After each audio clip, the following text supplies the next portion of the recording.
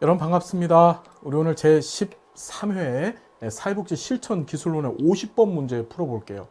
이 문제 나와서 굉장히 힘들어 했었습니다. 이 50번 문제가 이제 뭐 구조주의 가족 치료부터 시작해서 전략적 가족 치료에서 사용하는 개념들을 정말 정확히 알고 있는가, 그걸 확인하는 문제였었거든요. 상당히 중요하고 의미가 있는 그런 문제입니다. 우리 한번 풀어보자고요. 자, 다음 사례를 분석한 내용에 해당하지 않는 것 했습니다. 철수 어머니는 남편의 늦은 귀가에 대해 잔소리를 하고, 철수 아버지는 아내의 잔소리 때문에 집에 늦게 들어와 부부 갈등이 지속되고 있다. 평소에 아버지는 철수에게 소신 있는 발언을 하라고 하다가 가족 식사 시간에 철수가 간혹 소신 발언을 하면 밥이나 먹어! 라고 언성을 높인다. 어머니와 철수는 이러한 아버지의 행동에 대해서 참지 못하고 아버지에게 대항했더라. 이런 지문이 등장을 했어요. 여기에서 이 사례를 분석했었을 때 등장하지 아니하는 개념들을 찾으라, 이런 거죠. 그렇죠. 자, 보면 세대 간 연합이 등장합니다. 이것은 우리가 구조주의 가족 치료, 민우친을 중심으로 한 구조주의 가족 치료에서 주로 사용하는 개념이죠. 뭐냐면 가족의 한 성원을 타겟으로 잡고 다른 구성원들, 보통 둘 이상의 구성원이 뭉쳐서 그 타겟되는 구성원을 배척하거나 또는 그걸 공격하는 것, 그것을 연합이라 해요. 여기를 봤더니 어머니하고 철수가 지금 연합을 해서 어떻게 하죠? 아버지한테 아버지를 공격하죠. 그러니까 이건 세대 간 연합, 특히 어머니라고 하는 세대와 철수라고 하는 세대 간의 연합이 이루어진 거예요. 전혀 다른 세대죠. 부모의 세대고 자식의 세대인데, 이 부모 자식 간의 세대가 연합이 이루어지고 그걸 통해서 어떻게 아버지한테 대항합니다. 우리 민우친의 구조주의 가족 치료에서는요, 연합을 하려면 부부가 연합을 해야 돼요. 부부가.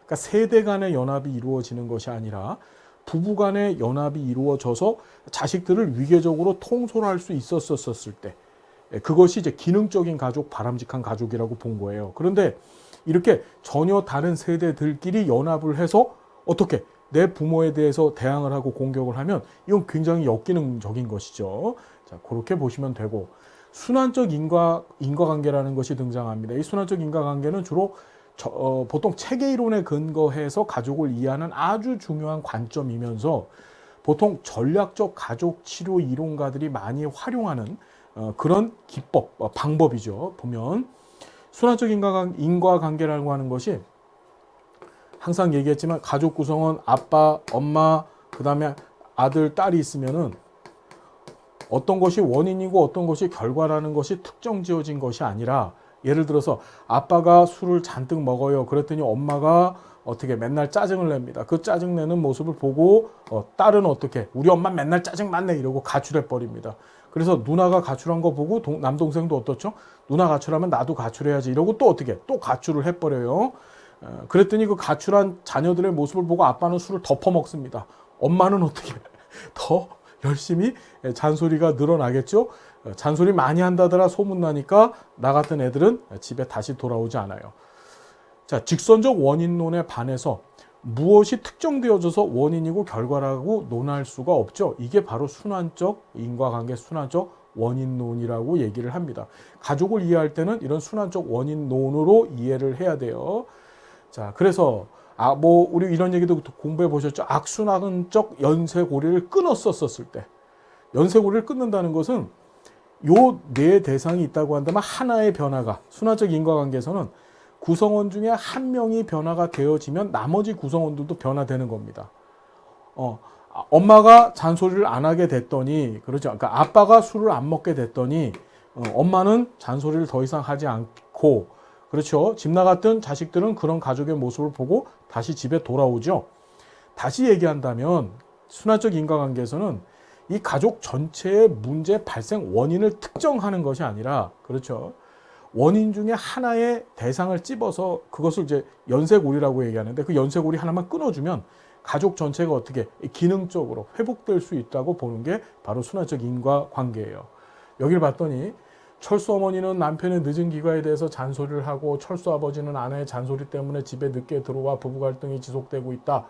바로 이거죠. 철수 어머니는 남편의 늦은 귀가에 대해서, 지금 엄마가 있는데 아빠가 있어요. 그죠? 아빠가 있고 엄마가 있죠. 남편이 아빠인 남편이 늦은 귀가를 했더니 엄마가 잔소리를 해요. 그리고 철수 아버지는 그 잔소리 때문에 또 집에 늦게 들어와요. 이게 지금 악순환 되고 있죠. 악순환. 그러니까 여기서 우리가 순화적 인과관계 파악을 해볼 수가 있고, 자, 의사소통의 구두점이라고 하는 것도 전략적 가족치료에서 사용하는 주요 개념 중에 하나입니다. 구두점이라는 것은 가족 성원들이 무엇을 원인으로 보는지에 대해서 마침표를 딱 찍는 거야. 여기를 봤더니 철수 어머니는 남편의 늦은 귀가에 대해서 마침표를 찍죠. 네가라고 하면 안 되죠. 남편님께서, 그렇죠, 늦게 들어오시는 바람에 내가 너한테 잔소리하는 거야. 그게 구두점이 찍힌 거예요. 또 자, 철수 아버지는 반면에 아내의 잔소리 때문에 집에 늦게 들어오고 계세요. 네가 집에 잔소리를 많이 해서 나는 어떻게 늦게 들어오는 거야. 거기다 구두점, 마침표를 딱 찍습니다. 무슨 얘기인지 알겠죠? 실제로는 서로가 서로의 문제 행동의 원인이 되어지는지를 얘기하고 있지 않은 거예요. 자, 이것이 계속 지속됩니다. 지속돼요. 그럼 이 싸움은 끝날까요? 안 끝날까요? 절대 끝나지 않습니다. 이것을 뭐라고 한다? 의사소통의 구두점이라 그래요. 다시 얘기하자면 철수 엄마는 남편의 늦은 귀가에 대해서 구두점을 찍은 것이고, 그 다음에 철수 아버지는 아내의 잔소리에다가 구두점을 찍은 거예요. 그렇죠. 그리고 그것을 수정 변경하려고 하지 않습니다. 내가 잘못했어 소리를 하지 못하는 거죠. 그것이 뭐다? 가족 문제를 지속하게 만든다고 보는 것이다. 전략적 가족 치료, 특히 의사소통을 중시하는 전략적 가족 치료 모델에서 굉장히 중요시 여기는 개념이다. 자, 가족 구성원의 의미 체계라는 것은 구성원들이 자신이 처해 있는 환경, 그렇죠, 조건들을 어떤 식으로 의미를 부여해서 이해하느냐에 관한 얘기입니다. 우리 여기에선 보여지지가 않고요. 자, 병리적인 이중구속이라는 게 이제 더블 바인디드, 두 번 묶인 겁니다. 더블 바인디드라고도 하고 바인즈라고도 하는데 두 번 묶인 거야. 두 번 묶였다는 소리는 이러지도 못하고 저러지도 못하게 상대방이 나한테 의사소통 메시지를 준다는 얘기죠. 그렇죠. 여기 봤더니 평소에는 아버지가 철수에게 소신 있는 발언을 하라고 합니다.